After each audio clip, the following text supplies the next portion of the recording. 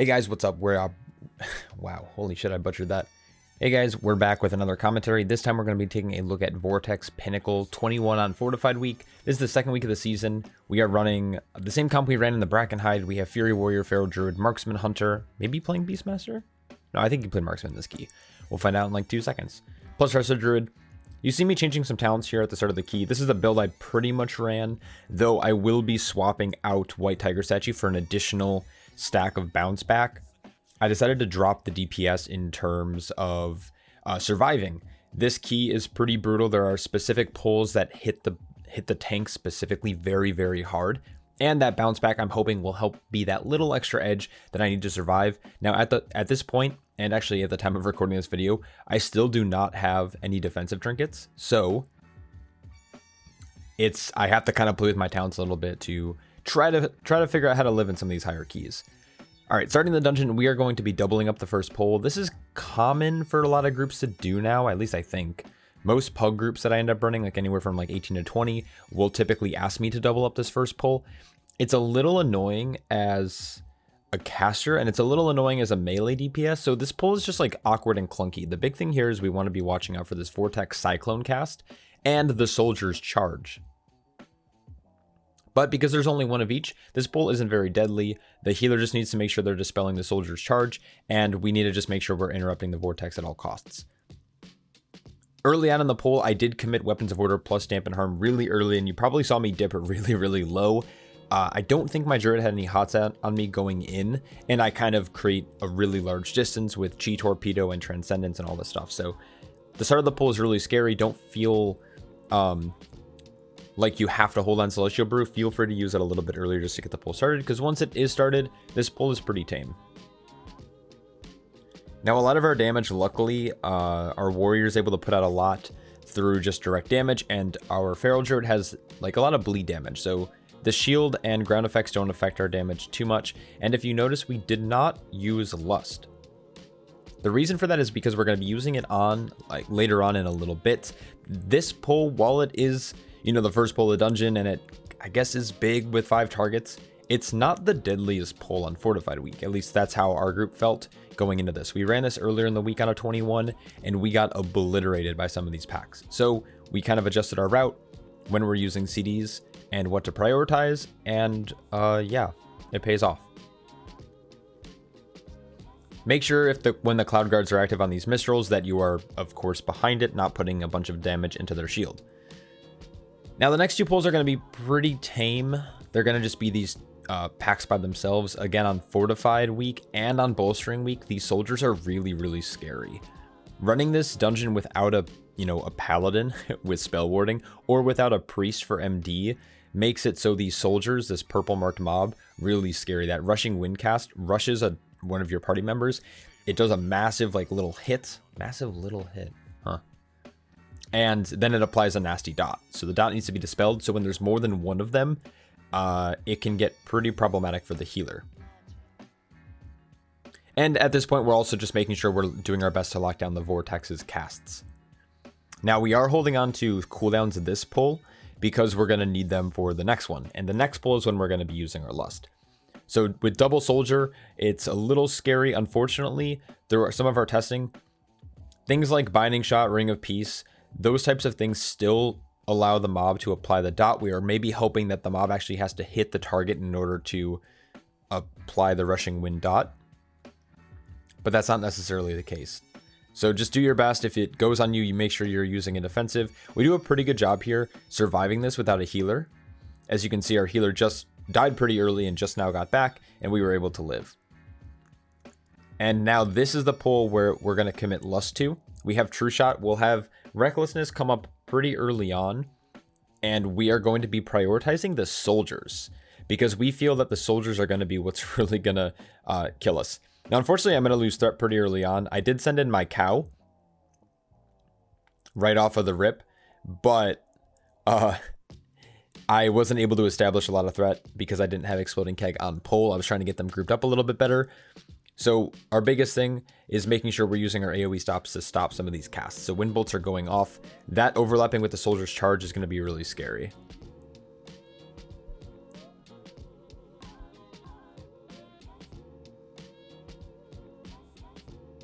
I pretty much roll every defensive in the book here. Our fortifying brew just ended. I had diffuse up. We're making sure we're getting our kicks. If we had all our DPS alive, this pull would have gone a lot better, but I didn't do a great job at establishing threat on the pull. That's somewhat on my bad, but it's also somewhat on our DPS to make sure that I have threat before they start just ripping stuff. So unfortunately, our healer went down there. She had a health pot available, but that's really it. There's nothing else we can really do. But this mob is really just going to do some melees on me, and we just have to make sure we dodge that pressurized blast.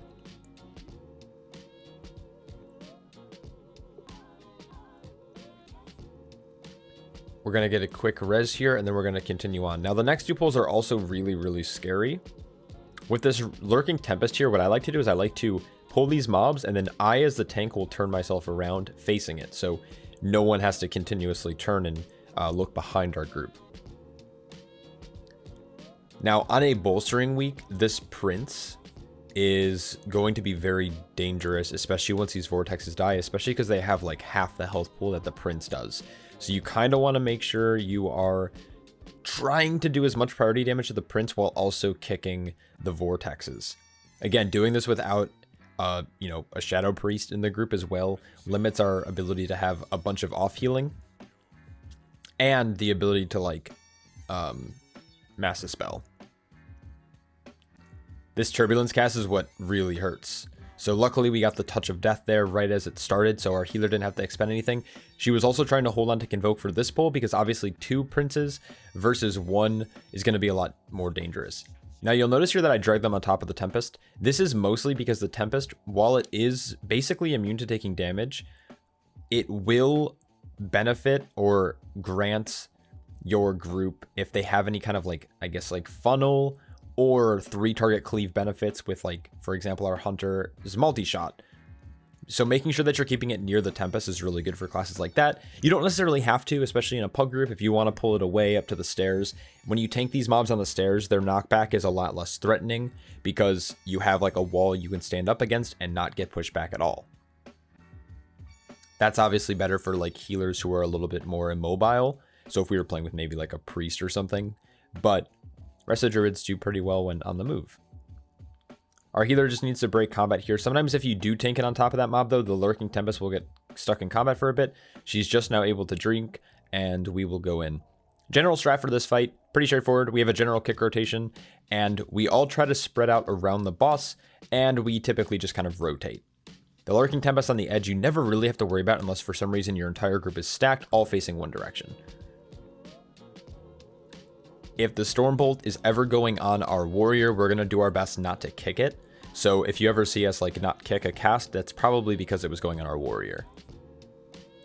Unfortunately, it doesn't do as much damage as other bosses have with reflectable casts, but if you are able to reflect it, it's still free damage, right?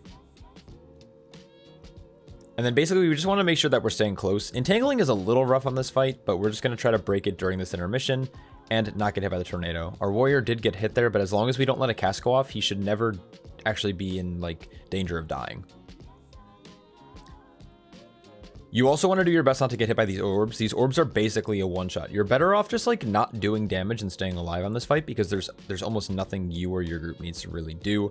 If you get hit by one of these mechanics, it's pretty much a one-shot. Luckily, our warrior wasn't didn't die on that. If it was a tyrannical week, I'd imagine it would have been a one-shot though if he stood in that tornado. Once again, trying to stay really close so we can stay in melee range. I wish the tornadoes went a little bit closer. They also need to fix it because I think if a warrior charges this boss, you instantly go underneath him and you just like take a ton of damage. And if you're a DPS, you pretty much die.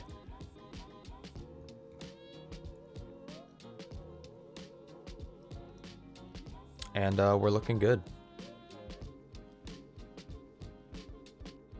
You should only need like basically a 3 kick rotation on this boss, but having an additional kick is good. Now, of course, in pugs, it's very difficult to communicate that rotation unless you type it out beforehand, but we were in Discord for this key, so. As you can see, I was hovering over. Spell Reflect did about, I think like 7% of the warrior's damage or something like that, so not bad. But, you know, if you just end up kicking anyways, it's not a big deal. Now, in our previous run, we ended up doubling this pull, and it went okay, but it got scary. So what we're doing this time is we're running to the top, grabbing these assassins, and then targeting, coming back down to the squalls. And we're going to do the same thing for the other side pretty much, because we're planning a skip a little bit later on in the dungeon. Now, unfortunately, I wish they didn't change this, but Blizzard did adjust the percentage of each mob right before the patch went live, and it was a lot easier to skip other packs in this dungeon that were dangerous, but now it's to the point where there's only a few packs you can actually skip. I got Giga Melee there. I was trying to hold Fort Brew and stuff for the dragon, just in case. That's kind of on me. I should have been using Fort, or at least maybe Diffuse there, but it was mostly melee attacks, so having Fort Brew would have probably been the play. Luckily, we do recover it. We just lost 1 extra DPS, and then I want to say someone else gets one shot here, I'm pretty sure. Oh yeah, our Feral Druid. So Assassins, if you ever have these in the poll, they are the priority. Right as our Hunter got back, he instantly got murked again. These Assassins, their little teleport, I think does physical damage. So tankier classes are a little bit better at it, but it's also a 5-yard cleave, so you want to make sure you're spread out. We were laughing our asses off at this point because that's just fucking funny. But yeah, I died to just getting melee to death basically. So I just need to be better about making sure that I'm using my cooldowns actively. This is still a dungeon that I'm not super comfortable in. It's one of my favorite, if not my favorite dungeon to run, but I haven't run in a bunch because I feel like this is the one dungeon in Pugs that falls apart more than any other. This and, of course, Brackenhide. So now we're doing this pull by itself. Having a massive spell, again, for these shields is really useful. So if you have a Shadow Priest for this dungeon, it's really, really useful. We have double Blood Elf Dispel, though. So we're rotating between that. And then also we have Trank Shot in our kit. The big Cloudburst cast is what you're looking out for. It's just a burst of AoE damage. So general kicks or knocks or group CC, AoE CC like all work. So we have things like Leg Sweep, we have Paralysis, we have Ring of Peace. Brewmaster monks do a really good job at kind of locking those squalls down. And now the dragon. On Fort Week, this thing slaps. Our strategy is pretty good. You want to pull the dragon just outside of the hit of the healing well, and then what we're gonna do is we're all gonna basically stack. So they're all going to stack on the left-hand side. I'm going to bait on the right-hand side. I only baited because my entangling wasn't right on top of me. And now, because we're all baiting onto one-hand side, we still are able to stay inside of the well.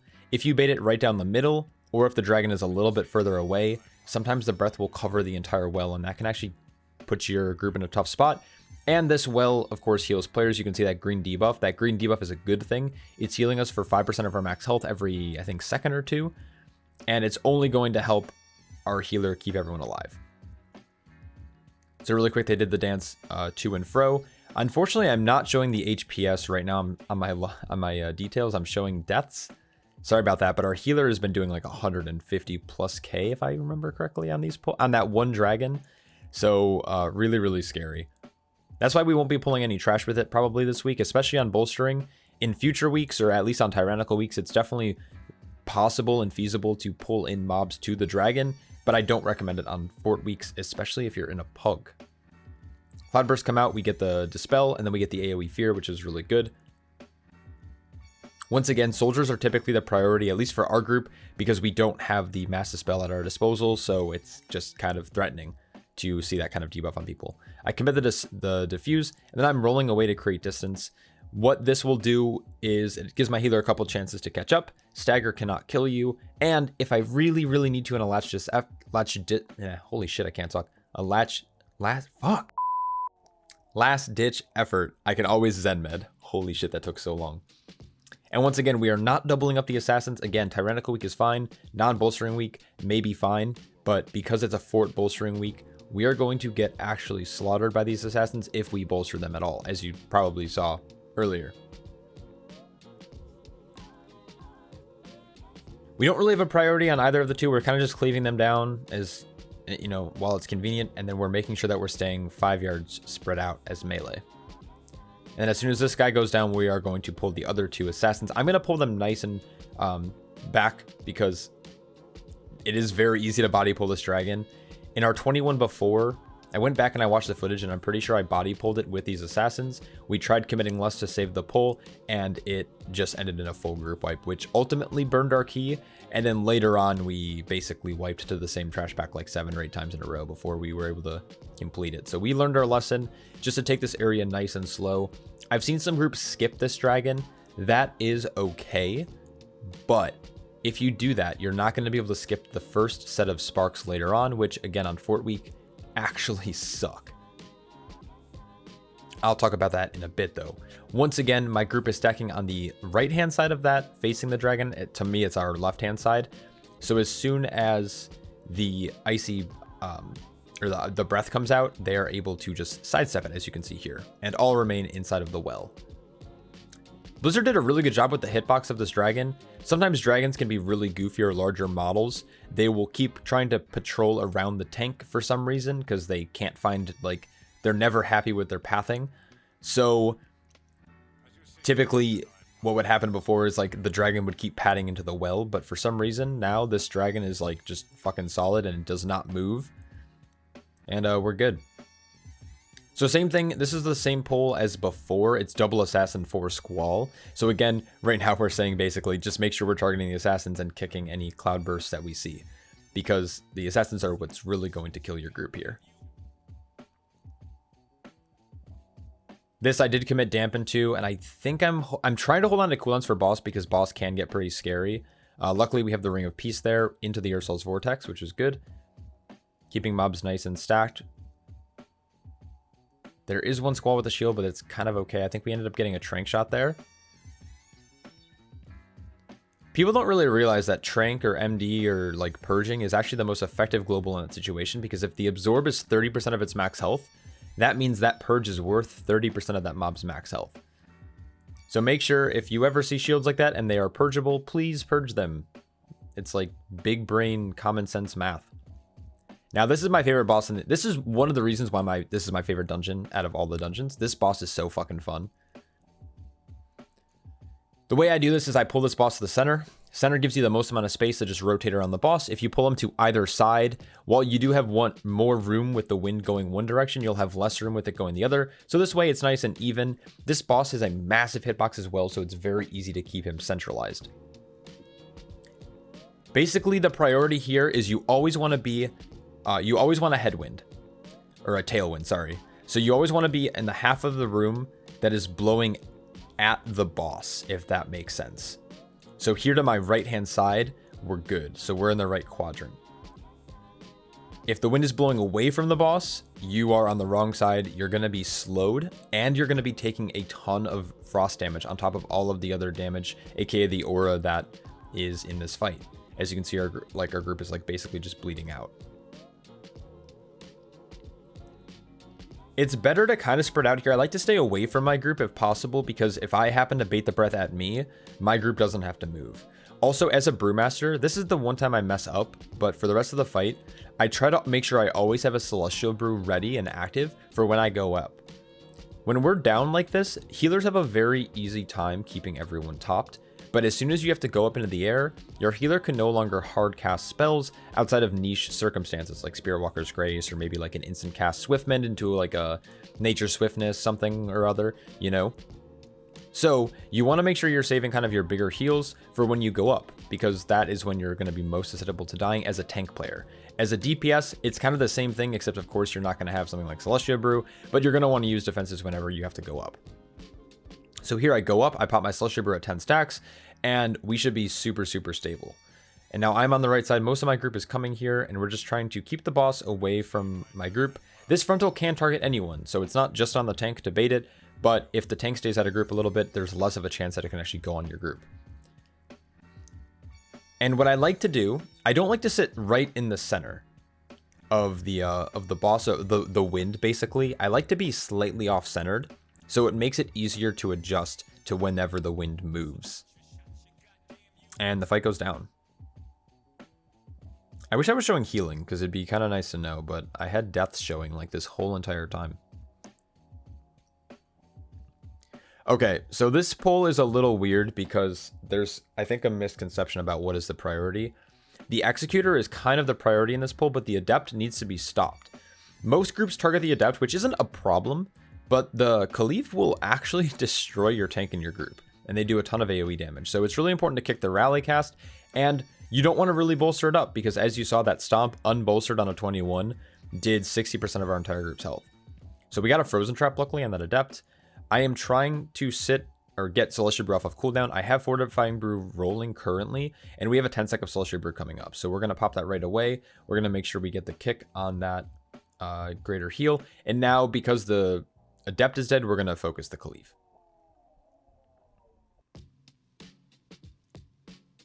This pulls just a lot of AoE damage. This pull's hard, but it's not the hardest. The next pull is much easier on your group as a whole. And then the 2 pulls after that are actually brutal. With 10 minutes left, we are looking really, really good on time. We have basically 4 trash pulls, 3 of these like executor pulls, and then you have 1 set of sparks right before the last boss. Unfortunately, this run is really long. I'm going to lose my 9 stack of Celestial Brew, but that's okay because this pull honestly isn't too threatening to the tank. This pull has a Minister of Air, so you want to make sure you're keeping them nice and close to this triangle field. This field will reflect any kind of magical damage. So if you hold them inside of the shield, any of your spells will get reflected back at you. So that's a no-go. But this Lightning Lash ability, if the player who's being targeted steps inside of the little triangle barrier, that Lightning Lash damage is going to be reflected back at the Minister of Air, dealing a ton of damage to it. So bolstering this mob up isn't the end of the world.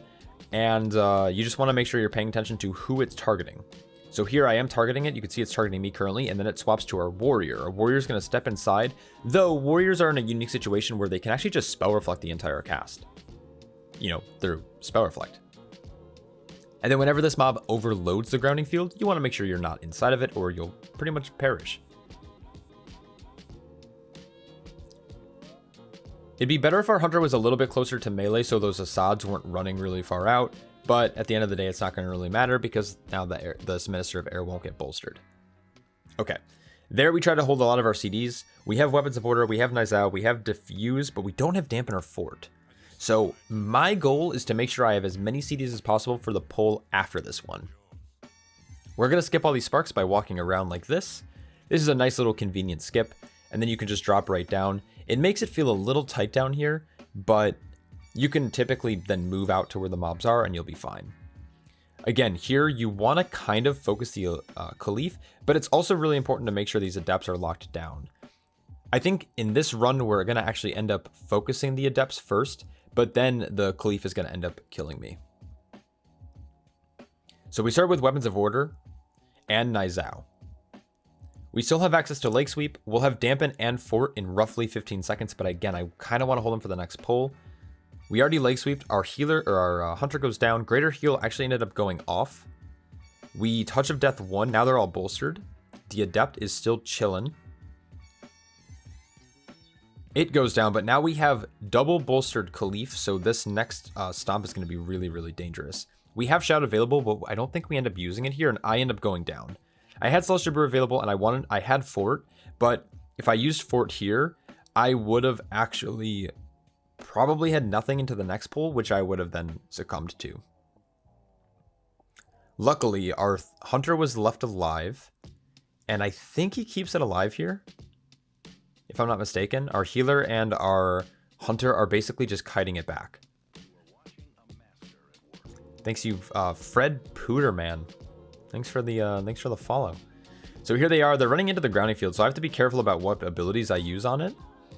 The Asaad charges. The Asaad's not too scary. It's this Caliph that I'm a little nervous for. So I end up getting the taunt on him. The Asaad I just throw it on a Ring of Peace for. I'll get him in eventually. This could have been a lot worse. If we wiped here, I think that would have been the key. But luckily, we're able to recover this. I go down again. Again, it's a double melee hits doing like over 200k damage, which is massive. This was a battle res. I actually end up declining it because they rarely get the pull down, and they're going to do a regular res on me. With a little less than 6 minutes left, we're still looking good. We have 2 pulls left. The next pull's real scary. We were trying to decide if it's worth holding for Lust or not. I don't think we're going to end up using it on boss. We talked about in our original strat to actually use Lust on this pull, but we used our second Lust a little bit later than we would have liked because of other, deaths. So we're going to throw a frozen trap on one of the Asaad, so threat isn't too much of a deal, and I'm in a lot less danger. We are setting focus to the skull marked Caliph here. My Feral Druid's watching the other one, I'm watching Skull, and then someone is calling out the Lightning Lash player so they can make sure that they're inside of the grounding field. I have Weapons of Order rolling currently. I use Celestial Brew pretty early on pull, and then I'm going to commit Fort Brew here. Dampen will follow in a few seconds, and our priority is just making sure this Caliph dies, and then that the other one is low enough that it doesn't get a big old bolstered stomp off. So Crashing Stone, I Touch of Death to make sure we prevent that AoE damage. And then I think the second Caliph is going to end up getting its cast. Unfortunately, it's double bolstered now. We killed it just in time, and now we're going to pull in the Asaad. Just a reminder, bolstering does not affect mobs that are hard CC'd. So if you hard CC a mob out like that, it will not bolster. So now that the Minister of Air is nice and, you know, giga, we're going to pull the Asaad in just for additional cleave. And this pull will go down with just about 4 minutes left, which gives us a perfect amount of time to attempt the last boss without wiping. So hopefully we can do it proper. With just the Asaad left, we are looking kind of pretty okay. And there's an easy way to get down from here. A lot of people like to just jump off forward. I like to come out to the side because you're going to take a little less fall damage. You can even go further than I did. And then you want to make sure you're topped here. Now, unfortunately, our Feral Druid threw down an Ursol's, which put us in combat. And that's fine, because we're going to open with a Leg Sweep and then Exploding Keg. And these should go down before anyone really takes too much damage. And we're good. So 3 minutes for a Fortified 21 boss with Lust. So pretty simple. Healer's topped on mana, so we're ready to go. We're going to hold Lust for the second set of adds. So how this boss works is he will spawn one add before he does his first like little grounding field, and then he will do 2 adds between each grounding field. So we're saving Lust for that after the first grounding field for the 2 set of adds. They should be close enough where we can Lust and it will be able to kill both of them. Plus we have CDs rolling already, so this first Nova should go down pretty quick. We want to make sure we're jumping. As you can see, I have like 2 weak auras reminding me. I kind of want to clean them up, but I keep forgetting to. Sky Nova goes down. And we're kind of chilling. We got a pretty lucky spawn with this. It's really close for melee, so we're allowed to have a little bit more uptime. We'll roll in just before it completes. And we'll start smacking this man. Now he's going to typically start with a Chain Lightning right after he phases. That player needs to make sure they're running out. Everyone should probably stay in melee, since everyone should already be underneath the boss from that Unstable Grounding Field cast. And then the Spark spawns. We pop Lust and we send it. Now, as a Brewmaster, luckily I have a little thing called Touch of Death. I'm going to hold on to that for a time where it feels like we're going to need it. We're making sure that we're jumping there. This one's going to go down pretty quick. And then the next one I will probably Touch of Death on if I remember correctly. We did this a few days ago, so I'm not quite sure if I remember. The name of the game is pretty much adds. Even on a Fortified week, these adds still do a ton of damage.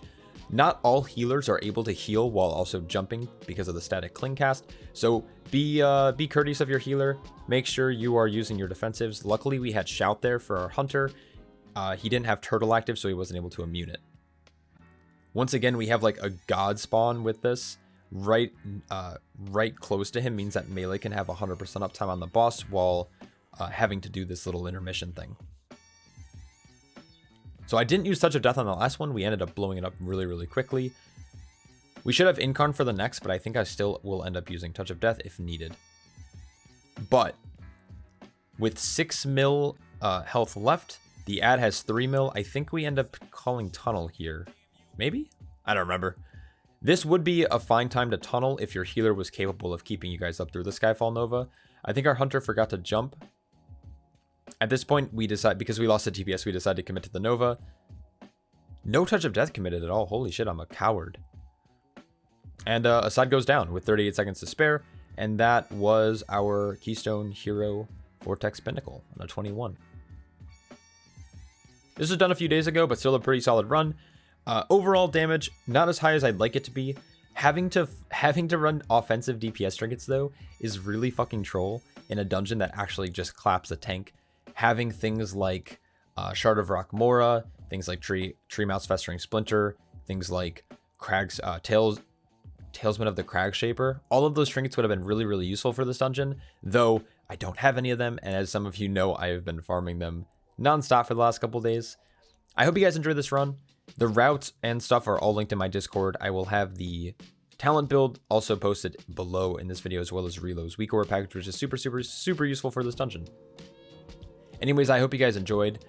Next commentary will probably be Oldemon. I'll have to look at the run I did, but also might have to find a new run as well. If you'd like to watch me live on Twitch, go check me out. Link will also be in the description, and I hope you guys enjoyed. I will catch you all very soon. Peace.